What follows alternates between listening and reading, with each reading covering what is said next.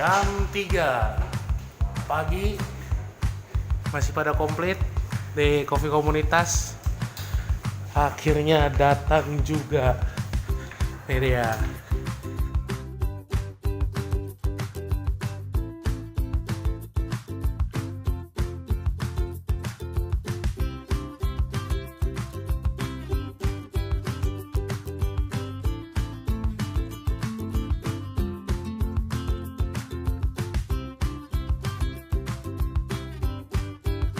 Nih, jauh-jauh dari Itali beginian nih.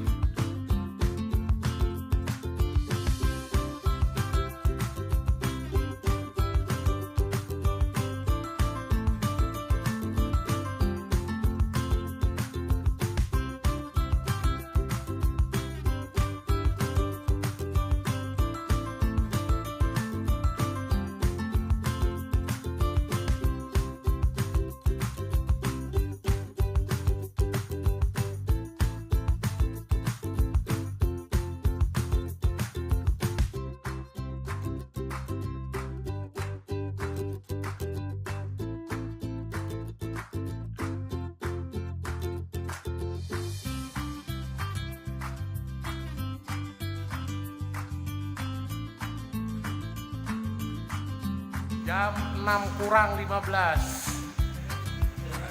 di Coffee Komunitas. Tadi kita kedatangan jam 3. Sekarang habis kalibrasi ini alat akhirnya sudah berfungsi. Tinggal Bapak ini yang belum pulang masih mau potong. Udah ya, besok aja ya.